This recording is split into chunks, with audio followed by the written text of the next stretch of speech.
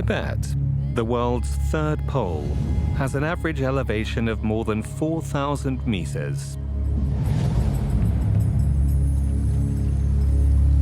At the roof of the world, nature offers unparalleled beauty and extreme hardship. This ancient place inspires reverence for the tenacity of life.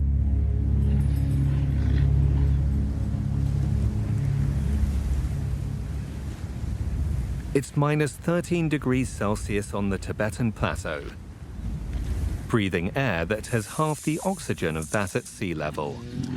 Bootsering gathers his yaks and heads for the pastures.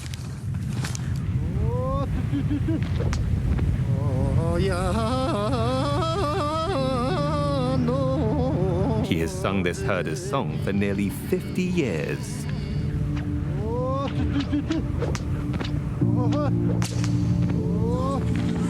This land and these yaks were once his entire world.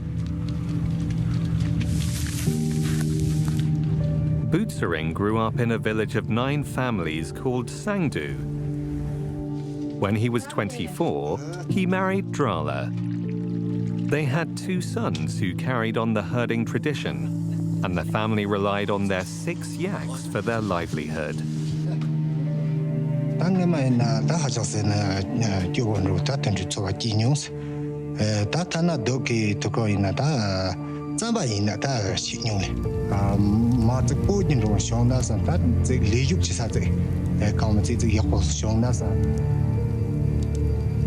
It would take Bootsering a day just to reach the nearest road.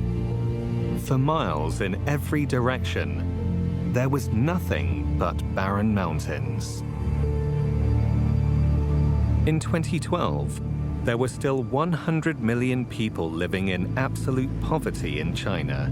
Most of them lived in isolated villages such as Bootsering's, where adverse natural conditions, inadequate roads, or some other combination of factors made development difficult. Who were they? Where did they live? Why were they poor? 全面建成小康社会，一个也不能少。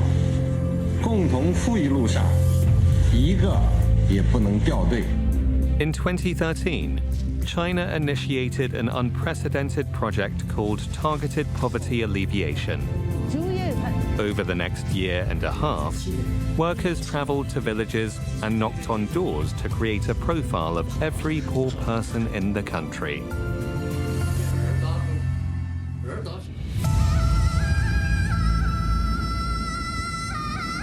In 2015, the reason for Bootsering's poverty was identified as a lack of access to roads.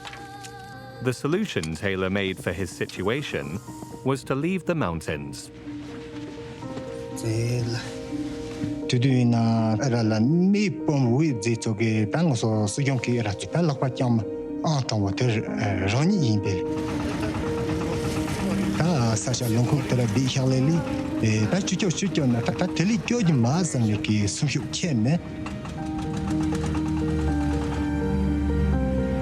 Bootsering was given a 75-square-meter house in the new settlement. Paid for by the local government, the settlement houses 16 families and is easily accessible, just half an hour's ride from Nachu city. But how would Bootsering make a living here?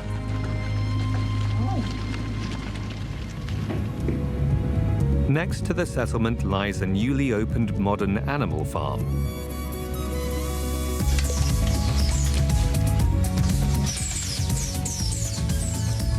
It's a poverty reduction project invested in and built by the local government.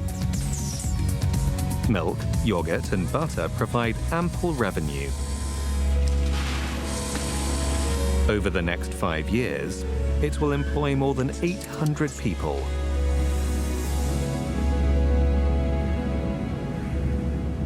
Bootsering, his wife, and their youngest son also work here.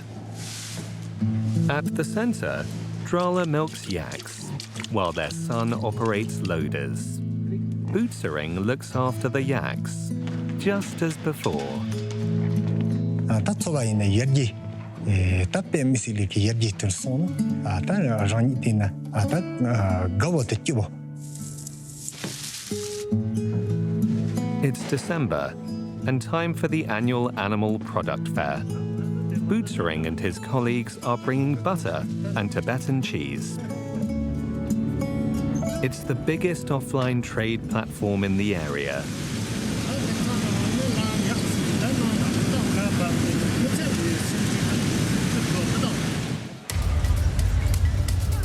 This year's fair has attracted more than 240 exhibitors from 86 towns.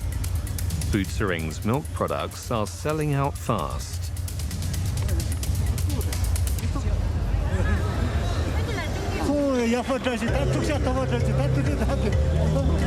Over 5 days, the center sells products for 738,000 yuan.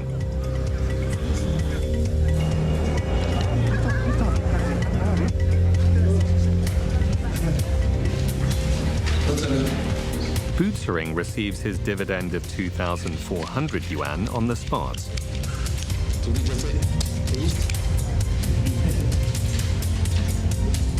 This is the first time the family's annual income has exceeded 100,000 yuan.